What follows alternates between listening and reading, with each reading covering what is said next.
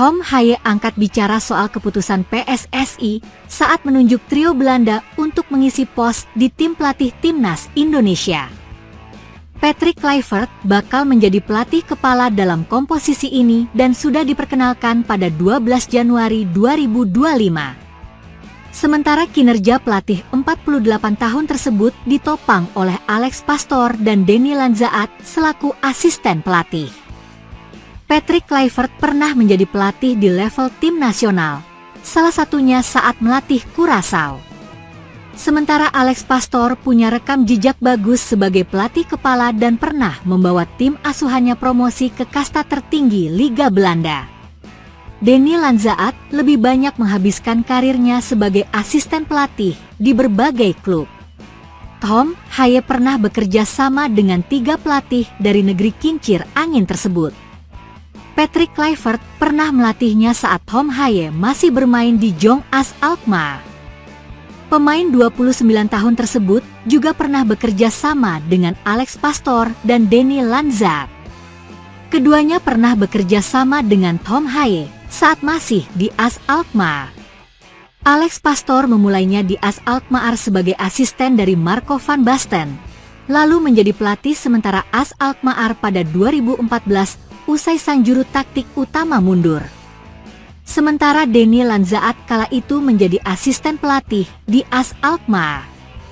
Bersama Alex dan Denny, saya telah bekerja lebih lama di AS, namun dengan tim utama, ujar Tom Haye.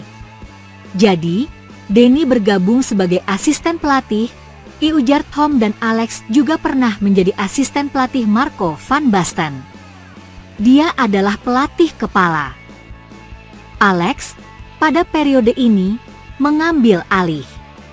Dan itu lucu, karena dia mengizinkanku melakukan debut sebagai starter. Tentu saya tidak melupakan momen ini, karena saya tidak akan pernah melupakan pertandingan pertama saya di sepak bola profesional sebagai starter. Lanjutnya, Tom Haye menilai Denny Lanzaat sebagai komunikator yang bagus antara pelatih kepala dan para pemain. Dirinya bisa menjalin hubungan baik dengan semua pemain dan staf pelatih di ruang ganti.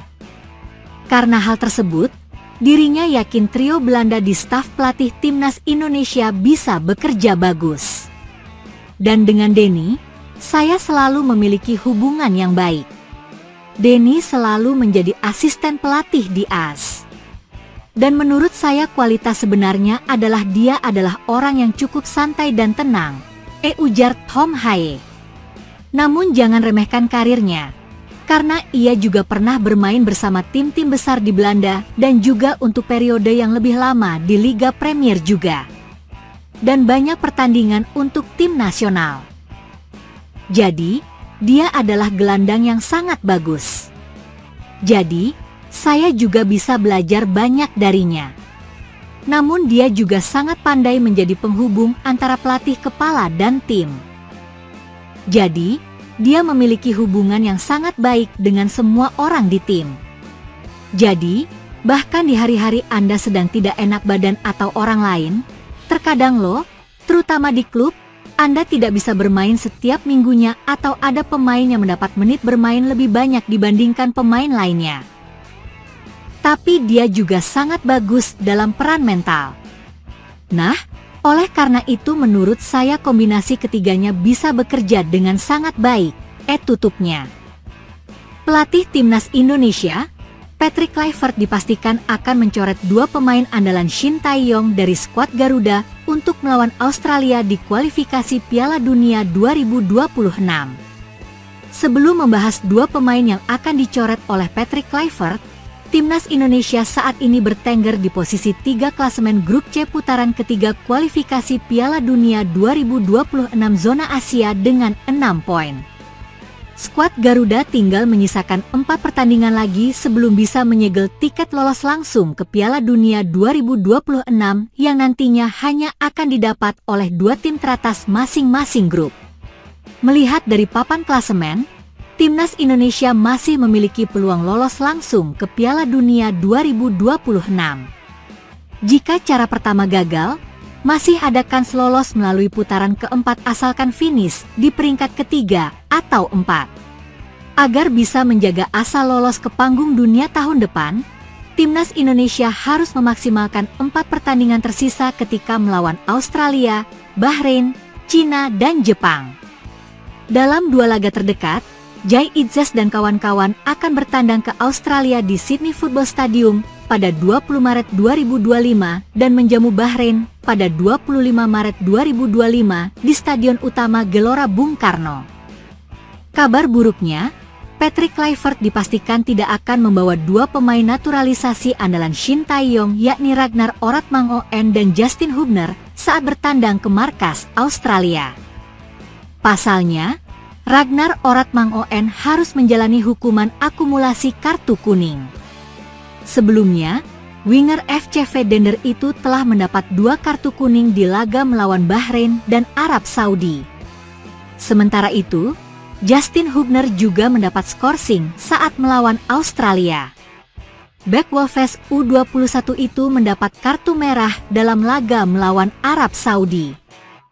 Keduanya pun harus mematuhi aturan FIFA.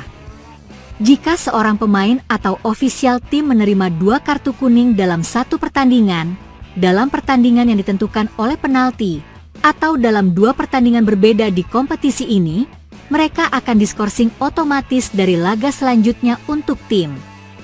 Bunyi regulasi FIFA untuk kualifikasi Piala Dunia 2026 pasal 93.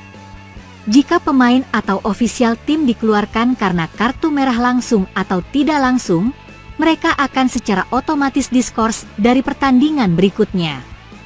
Selain itu, sanksi lebih lanjut dapat dijatuhkan oleh Komite Disiplin FIFA, dilanjut pasal 94. Untungnya, Ragnar Oratmangoen dan Justin Hubner dipastikan akan kembali tersedia saat melawan Bahrain. Namun sejauh ini, Patrick Kluivert belum mengumumkan nama-nama yang akan dipanggil untuk 2 laga itu. Di sisi lain, pelatih baru Timnas Indonesia asal Belanda tersebut kemungkinan besar akan mendapatkan 2 amunisi naturalisasi baru, yakni Ulla Romeni dan Jairo Riedewald. Keduanya sedang menjalani proses naturalisasi dan diproyeksikan akan rampung secepatnya agar bisa tersedia saat skuad Garuda meladeni permainan Australia. Patrick Kluivert resmi mencoret 2 pemain andalan Shin Tae-yong di laga penting antara Timnas Indonesia versus Australia di matchday ke-7 Grup C kualifikasi Piala Dunia 2026 Zona Asia, Kamis 20 Maret 2025 malam waktu Indonesia Barat. 2 pemain ini dicoret karena harus menjalani sanksi akumulasi kartu. Ragnar Oratmangoen telah mengoleksi 2 kartu kuning selama 6 kali tampil di babak ketiga Grup C kualifikasi Piala Dunia 2026 Zona Asia. Sementara Justin Hubner menerima 2 kartu kuning saat Timnas Indonesia menang 2-0 atas Arab Saudi pada Selasa, 19 November 2024. Ketiadaan 2 nama ini jelas pukulan telak bagi Patrick Kluivert.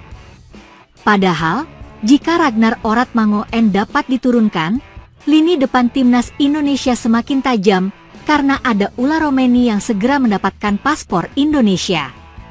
Justin Hubner juga bisa diandalkan jika Mads Hilgers belum pulih dari cedera pada Maret 2025. Meski absen melawan Australia, tenaga Ragnar Oratmangoen dan Justin Hubner bisa diandalkan saat Timnas Indonesia menjamu Bahrain di matchday 8 Grup C kualifikasi Piala Dunia 2026 Zona Asia, Selasa 25 Maret 2025. Alhasil, 2 nama ini disinyalir tetap dipanggil Patrick Kluivert untuk laga Timnas Indonesia versus Bahrain. Patrick Kluivert sendiri mengincar 4 poin dari laga melawan Australia dan Bahrain. 1 angka-angka dari laga melawan Australia dan 3 poin kontra Bahrain. Tantangan terbesar adalah 2 match awal yang kami hadapi. Pertama, kami tandang ke markas Australia dan kemudian main di kandang melawan Bahrain. Kami berharap bisa mendapatkan minimal 4 angka dari 2 pertandingan itu, kata Patrick Kluivert.